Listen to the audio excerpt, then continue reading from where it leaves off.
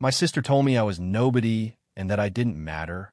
And yet a year later, she showed up at my door begging for money. I couldn't believe it. The same person who tried to take everything from me was asking for help. This is my story about family betrayal, pain, and finally seeing some justice. I never thought my own family would turn against me over something as cold as money. But here I am, sitting by the fire, remembering the day my sister told me, "You don't matter. Nobody cares what you think." Those words cut deeper than any knife. And the cruelest part? A year later, she came knocking on my door, begging for help paying her rent. It all started after our father passed away. He wasn't a wealthy man by American standards, but to us, what he left behind was more than numbers on a paper. It was his life's work. 40 years of sweat, sacrifice, and discipline. A modest house, a bit of land, and some savings. Enough to make his children feel secure, but not enough to keep the wolves away if they turn on each other. And no, they did. I'm the eldest of 3. My younger brother, Daniel, has always been the easygoing one, someone who avoids conflict at all costs. Then there's my sister, Margaret, sharp-tongued, ambitious, and, let's be honest, spoiled. She always wanted more than what she had. As kids, she would steal from my drawer, then cry to Dad until I was the one who got punished. Dad, bless his heart, never wanted to see her upset. "She's the baby," he used to say. When Dad passed, I thought grief would bring us closer. Instead, it tore us apart. At the reading of the will, everything exploded. The lawyer explained that Dad had left the house to me. Not because I asked, not because I needed it, but because I had been the one taking care of him in his last years.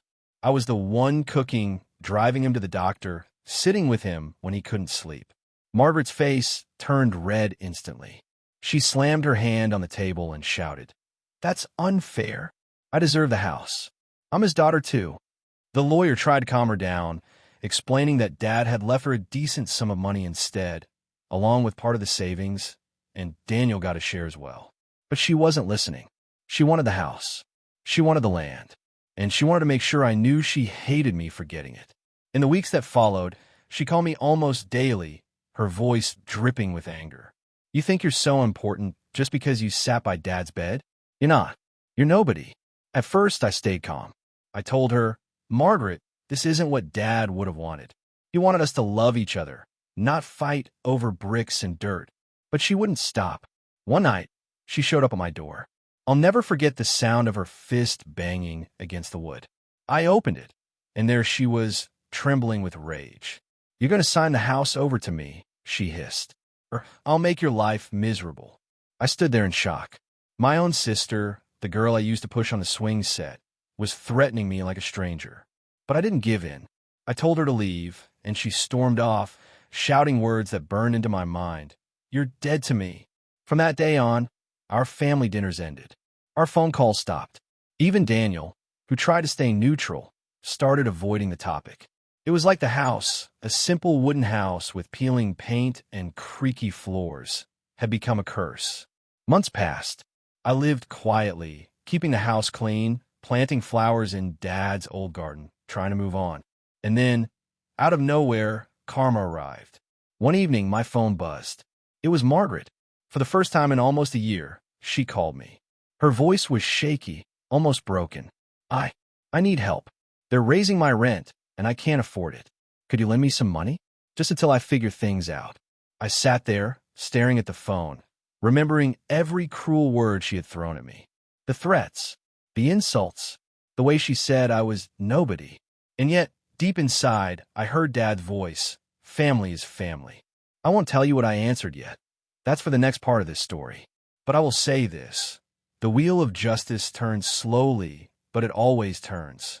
And when it does, those who mock you may come crawling back, asking for the very hand they once slapped away. Because here's the truth. Money can break blood ties, but respect and disrespect always come back around. When Margaret called me that night, my first instinct was to hang up.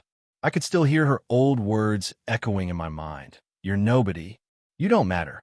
It's strange how cruel sentences stick to your soul like glue. They don't fade, even when time passes. But her voice, it was different this time. It wasn't sharp like a knife. It was trembling, almost like a lost child asking to be let back inside. "I'm serious," she whispered. "They raised my rent again. I can't pay it. If I don't get help, they'll throw me out. Please." I took a deep breath. Part of me wanted to laugh. After everything she had said, after all the venom she had poured into my life, here she was begging. And yet another part of me felt sorry. She was still my sister. "Margaret," I said slowly, "why are you calling me? You told me I was dead to you." There was silence. Then I heard her sniffle. "Because I don't have anyone else. Daniel won't answer my calls. And you have Dad's house. You're the only one who can help me." Something in my chest twisted. I wanted to slam the door shut on her problems. But I also remembered the nights when we were kids, when Margaret would crawl into my room because she was scared of the dark. She would ask me to tell her a story until she fell asleep. I decided to test her. "What if I say no? What if I remind you of the things you said to me?" Her voice cracked. "Then I'll be on the street." The next evening, there was a knock on my door. Not the angry pounding from before. A soft, desperate knock. I opened it, and there she stood, her eyes red and puffy, her clothes wrinkled, a bag over her shoulder. She looked nothing like the proud, fiery sister who once demanded the house. She looked broken. "Can I come in?" she asked quietly. I stepped aside. For a moment, we were both silent. She walked into the living room and sat on Dad's old armchair, the one she once mocked as smelling like mothballs. Now, she clutched it like a lifeline. I made us tea, the same way Dad used to do. 2 spoons of sugar for her, none for me. When I handed her the cup, her hand was shaking. "Thank you," she whispered.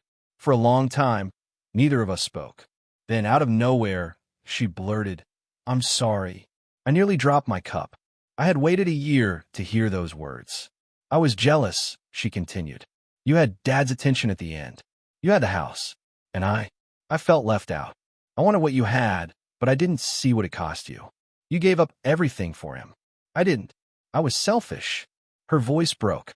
Tears rolled down her cheeks. I wanted to believe her. I really did. But forgiveness isn't as simple as 3 little words. So I asked, "Why should I trust you now? Why should I help you?" She looked straight into my eyes. "Because I have no one else. And because I know I don't deserve it, but I'm still your sister." The room was heavy with silence. I thought of Dad. If he were here, he'd probably tell me to open my heart. He always preached about forgiveness. But I also thought of the sleepless nights she gave me, the pain of her words, the loneliness of being cast aside like I didn't matter. Finally, I spoke. "You can stay here for a while, just until you find your footing. But understand this, Margaret, this house is not a bargaining chip. It's Dad's legacy, and I won't let you poison it again." She nodded, almost too quickly. "I promise. I'll behave." For a brief moment, it felt like maybe we could heal. We sat together, sipping tea, talking about old memories. She even laughed once, remembering how Dad used to chase us out of the kitchen when we tried to steal cookies before dinner. But then, as the night grew darker, I caught something in her eyes. A glimmer, not of gratitude, not of love, but of calculation. And that's when I realized this wasn't the end of our family drama. It was only the beginning. Because Margaret wasn't just desperate. She had a plan. At first, things seemed calm. Margaret settled into the guest room like a weary traveler, unpacking her clothes neatly, keeping quiet most of the day. I almost believed her apology was real. For a couple of weeks, it felt like we were patching up the broken pieces of our relationship. She helped me cook, watered Dad's garden, even joked once about how she'd forgotten how peaceful the countryside could be. But deep down, I had a nagging feeling.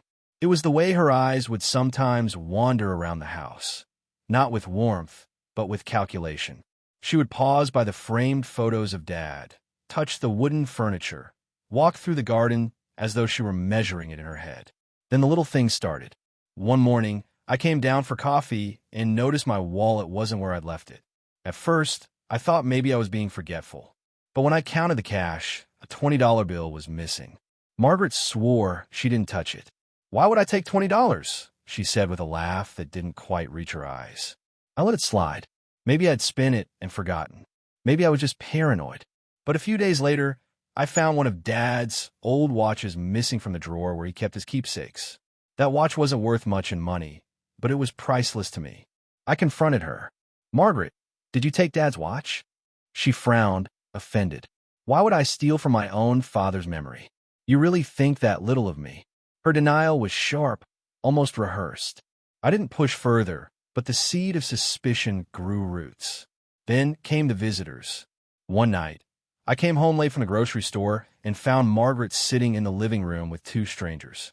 A man and a woman, both around her age, sipping beer on Dad's old couch. Who are these people? I asked. Oh, just some friends, she said casually. They needed a place to hang out. Don't worry, they won't stay long. I stared in disbelief. This is Dad's house. You don't get to invite strangers here without asking me. She rolled her eyes. You're overreacting. It's just a house. Stop treating it like a museum. That sentence cut deep. To me, the house was sacred. Every floorboard, every wall carried Dad's presence. But to her, it was just leverage, just property. After that, things escalated quickly. Her friends started showing up more often, sometimes late at night, leaving beer bottles and cigarette butts in the yard. I confronted her again. Margaret, this has to stop. If you want to stay here, you follow my rules. She leaned back in the chair, smirking. Funny, you think you're the boss just because Dad gave you the deed. But remember, I'm still his daughter. I still have rights. Her words froze me. Rights? What did she mean by that? I found out soon enough. A week later, I received a letter in the mail from a lawyer. Margaret was trying to contest the will again. She was claiming that Dad had been influenced when he left me the house, that it wasn't a fair division, that as his only daughter, she should have equal rights to the property. My blood boiled. She had sworn she came here out of desperation, begging for shelter, promising to behave. And now she was plotting behind my back, using the very roof I gave her to launch an attack against me. I confronted her that night, waving the letter in my hand. What is this, Margaret? I open my home to you, and you repay me by trying to steal it again. She didn't even flinch. I deserve it, she said coldly. You think Dad loved you more because you spoon-fed him soup in his final years? That doesn't mean you should get everything. I have as much claim to this place as you do. Maybe more. I couldn't believe it. My sister, who had cried in my kitchen weeks ago, saying she was sorry, was now standing in my living room, her eyes blazing with greed. Margaret, I said, my voice trembling with rage, Dad's will was clear. The house is mine. You have no claim. She smiled, a cruel, twisted smile. We'll see what the court says. And until then, I'll keep living here. After all, you wouldn't throw your own sister out on the street, would you? That night, I barely slept. I sat in Dad's chair, staring at the darkened hallway, listening to Margaret's footsteps upstairs. Each creak of the floorboards felt like a warning. This house, my father's legacy, was under siege. I realized then that her apology had been nothing more than a mask. She hadn't come back to heal old wounds. She had come back to take what she always wanted. And for the first time since Dad's funeral, I felt something stronger than grief.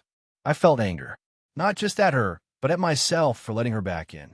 The cracks were no longer small.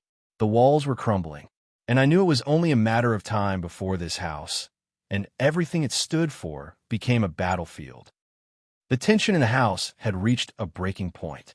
Every time I walked down the hallway, I felt like I was walking through a minefield. Margaret's presence had turned Dad's home into a war zone, and I could feel it in the air. The way the walls seemed to close in, the way the floorboards groaned beneath our feet. It started with small things again. Missing keys, empty food containers, bills left unpaid. Then came a big shock. I was going through Dad's desk one morning, cleaning like I always did, when I found a stack of papers hidden under a pile of old letters. My stomach dropped as I recognized the heading, Property Sale Agreement. Margaret had been secretly trying to sell the house behind my back. She had already contacted a real estate agent, had an offer lined up, and planned to pocket the money before I even realized what was happening. I couldn't believe it. My own sister, who had once begged me for help, was plotting to rob me of everything I had worked for, and everything Dad had left me. I confronted her immediately. I didn't even knock. I barged into the guest room, where she was sitting on Dad's old bed, scrolling on her phone. Margaret, what is this?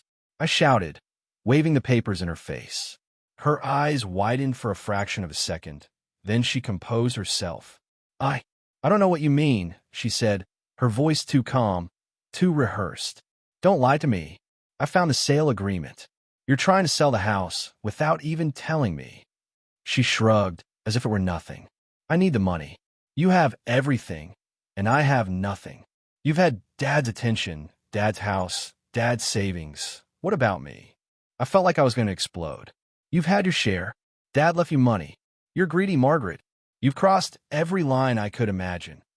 Her expression shifted, and for a moment, I saw the same girl who had once screamed at me during the will reading. The girl who had claimed I was nobody. Now, she was dangerous. You think you're better than me? She snapped. You think this house makes you special? I'm your sister. I have rights. And if the law doesn't give me what I want, I'll take it anyway. That was the last straw. My hands were shaking.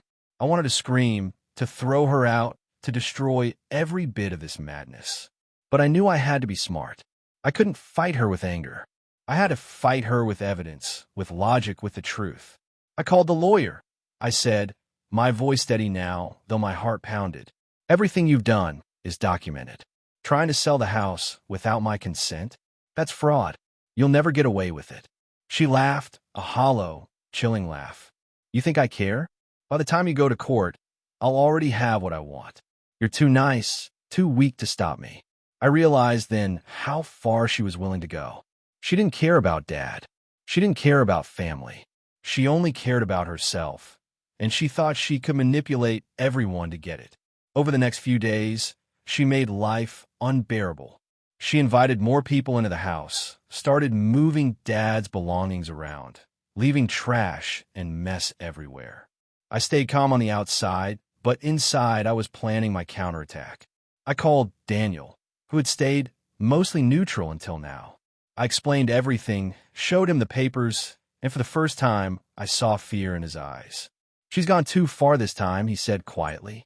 You need to stop her before she ruins everything. Together, we began gathering evidence. Photos, emails, text messages, and the hidden papers I had already found. Every step she had taken to manipulate or deceive us was being documented. Then came the confrontation, the moment I had been dreading but knew was inevitable. Margaret had invited another friend over, a lawyer she claimed could help her negotiate the house sale. I didn't wait. I walked into the living room, evidence in hand, and said, Enough. This ends now. Her friend froze. Margaret's eyes narrowed. What are you doing? She hissed. I'm exposing everything, I said calmly. The sale, the lies, the manipulations. Daniel has seen it too. You have no power here. Not anymore. Margaret's face turned red with rage. You'll regret this. You think you're smart, but I cut her off. No, Margaret, I think you forgot something important. Dad loved me because I took care of him. He trusted me. You betrayed that trust, and now it's your turn to face the consequences. She realized then that her plan had failed. The look in her eyes shifted from anger to desperation. For the first time, she saw that she couldn't manipulate everyone anymore. She tried to argue, to cry, to plead, but the evidence was overwhelming. By the next week, the lawyer confirmed it. Margaret's attempts to contest the will and sell the house illegally were thrown out. She had crossed every line, and the law sided with me. For a moment, I felt relief. The house, Dad's memory, and the peace I had fought for were safe. And more importantly, Margaret had been forced to face the consequences of her greed and betrayal. That night, as I sat in the living room, staring at the fire, I felt a strange mix of exhaustion and satisfaction. The house was quiet again. The walls no longer felt like a battlefield. And I realized something important. Justice doesn't always come fast, but it comes eventually, and sometimes it comes in the form of karma catching up to the people who thought they were untouchable. Because family is complicated. Family can hurt you, betray you, and even try to take everything from you. But when the truth is on your side, when you hold onto integrity, even the most cunning betrayal cannot win. Margaret may have tried to destroy what Dad left us, but in the end, she lost. And that, I thought, is the sweetest revenge of all. The weeks after Margaret's defeat in court were strangely quiet. The house, which had been filled with tension and whispered threats, finally felt like home again. I walked through the halls, and for the first time in months, I breathed freely. Dad's photographs smiled down at me. The creaking floorboards sounded familiar, comforting, instead of ominous. Margaret was gone. At first, she tried to stay in the neighborhood, lingering near the edges of the property as if she were scouting for another opportunity to strike. But the court's ruling was clear, and the neighbors weren't blind to her antics. Soon, she left, moving to a small apartment across town, struggling to pay rent on her own. Her pride was bruised, her manipulations exposed, and the people she had once tried to use as leverage had nothing to give her anymore. I felt a mixture of relief and sadness. Margaret had always been my sister. I remembered the little girl who used to hide behind me in the dark, the girl who once laughed at Dad's silly jokes alongside me. Somewhere inside, I knew she had lost her way, consumed by jealousy and greed. But still, the betrayal had cut deep, and the anger lingered. Daniel visited often during those weeks. He had been quiet during the court battle, choosing to support me in private. Sitting with him in the kitchen one afternoon, sipping tea like we used to when Dad was alive, I realized how much family could mean when loyalty and truth are on your side. "You handled that well," Daniel said quietly, stirring his tea. "Most people would have let her run over them." "I had to," I replied. "Dad trusted me with this house. He trusted me with his legacy. I couldn't let her destroy it. And I couldn't let her destroy me." The truth was, the court ruling had done more than protect the house. It restored my confidence. For months, I'd been doubting myself, wondering if I was too soft, too naive to handle my family. But now, I felt stronger. I had faced betrayal, manipulation, and greed, and I had come out on top. Not because I was ruthless, but because I stayed honest, careful, and true to my values. Margaret did try to reach out after a while, leaving a brief, awkward message on my phone. "I'm sorry for everything. I was wrong. I hope we can, I don't know, start over." I stared at it for a long time. Part of me wanted to respond. Part of me wanted to tell her exactly how much pain she had caused. But I deleted the message instead. Not out of cruelty, but because some lessons need to be learned the hard way. Some apologies cannot undo the choices you've made. In the months that followed, life returned to a new normal. I took care of Dad's garden, fixed the creaky floors, and occasionally invited Daniel over for a quiet dinner. The house had become a sanctuary once again, a place filled with memories of the past, but also hope for the future. I sometimes thought about Margaret. I wondered if she had changed, if she had learned humility and respect. But part of me knew that greed, once it takes root, is hard to uproot. And part of me knew that justice, slow, inevitable, and patient, had already taught her the lesson she needed most. The entire experience left me with a moral I will never forget. Family is precious, but it is not always safe. People you love can hurt you, betray you, and try to take what is rightfully yours. But when you act with integrity, when you protect what matters without stooping to cruelty, life has a way of balancing the scales. Karma is real. Justice may take time, but it comes, and it is often sweeter than revenge. I learned that being kind does not mean being weak. Standing up for yourself does not mean you are heartless. And forgiveness is not always for the other person. It can also be for you, a way to release the anger and reclaim your peace. Margaret may have lost her way, but she was not the only one who learned from the story. I learned that courage comes in many forms, and that protecting the legacy of love, respect, and care is worth every battle. And here's the final thought I want to leave you with, something I now say often when I tell the story about the fire and friends. My sister once told me I was nobody, unworthy of Dad's house, unimportant. A year later, she begged for help. I didn't give her what she wanted, not because I wanted to punish her, but because she had already shown me who she really was. Life has a way of teaching people lessons they will never forget, and justice has a patience that no cruelty can outrun. The house stands still today, filled with memories of Dad, the warmth of family, and the quiet proof that truth and integrity will always prevail. And I finally understood, sometimes the strongest revenge is simply letting life do its work. Because in the end, everyone sees the truth, and everyone gets what they deserve.